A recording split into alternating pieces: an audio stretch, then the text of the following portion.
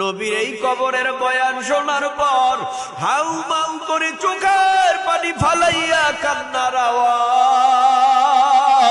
ও আল্লাহ, কেমনে আমি ওই কবরে একা একা থাকবো, যেই কবরে সাথী নাই, বাতি নাই, জ্বালানা নাই, কপাট নাই, যেই কবরের মধ্যে বিছানাও নাই, বালিশও নাই, ওই কবরে আমি একা একা থাকবো।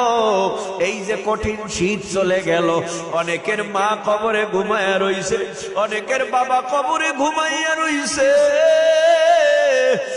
আমরা কত গরম কাপড় পরছি, তারপরও ঠান্ডা গরম হয় না। ঘরের মধ্যে বিছানা জাজিম লেপ্তশক গায়ে দেই, তারপরও গরম হয় না। আমার মা, আমার বাবা, আমার ভাই, আমার বোন, আমার দাদা, আমার দাদু, আমার নানা, আমার নানু ওই কবরের মধ্যে কেমনে বিছানা বালিশ ছাড়া ঘুমাইতে আছে। ওই কবরে মায়ের হালাত কি, বাবার হালাত কি। মা বাবা কবর থেকে, দাদা দাদু, নানা নানু কবর থেকে আওয়াজ দিয়া বলে, এ সন্তান, দুনিয়ায় বড় আরামে আছো, তোমার মা বাবা আরামে নাই। কারণ তোমার মা বাবা যখন দুনিয়ার থেকে বিদায় হয়ে আসলাম, সব গুনাহ মাফ করাইয়া কবরে আসতে পারি নাই। গুনার কারণে কবরের মধ্যে বড় বড় সাপ জড়াইয়া পেঁচাইয়া তোর বাবা মাকে কামড়ায়। তোর বাবা মার কবরে জাহান্নামের আগুন ধাউ ধাউ করে জ্বলিয়া কলিজা পুরিয়া ছাই। তোর বাবা মার কবরে ফিরিস্তারা কুরজ দিয়া পিটায়।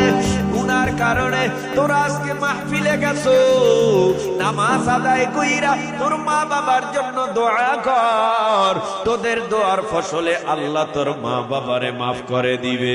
এমন একটা সময় আসবে, ঘন্টায় তোমারও আমারও বাড়ি পড়ে যাবে, তুমি আমিও দুনিয়ায় থাকবো না। জান্নাতের টিকিট যারা পেয়েছে, এদের মধ্যেও কান্নার আওয়াজ। কেমনে কবরে আমি একা থাকবো? হযরতে ওসমান গনি রাদিয়াল্লাহু তাআলা আনহু জান্নাতের টিকিট পাওয়া সাহাবী কান্নার আওয়াজ দিয়া বলে, আল্লাহ, ওই কবরে আমার কি উপায় হবে? যেই কবরে সাথী নাই, বাতি নাই, জ্বালানা নাই, কপাট নাই, ওই কবরে আমি একা একা কেমনে থাকবো? এই বলে কান্নার আওয়াজ দেয়। সাথীরা জিজ্ঞেস করে, ভাই ওসমান, জাহান্নামের বয়ান শুনলেও এত কাঁদেন না, হাসুরের বয়ানেও এত কাঁদেন না, কিন্তু আপনি কবরের বয়ান শোনার পরে ভাবে হাউমাউ করে কাঁদেন কেন? উসমান গনি রাদিয়াল্লাহু তাআলা আনহু বলতেন, ও সাথীরা, দুনিয়ার থেকে বিদায়ের পর ওই কবর হলো আখিরাতের প্রথম ঘাঁটি। ওই ঘাঁটিতে যদি আল্লাহ আমি ওসমানকে মাফ করে দেয়, আশা করা যায় সব ঘাঁটিতে মাফ পাবো। আর ওই ঘাঁটিতে যদি আমি মাফ না পাই, আশা করা যায় সব ঘাঁটিতেই ধরা খাওয়া লাগবে।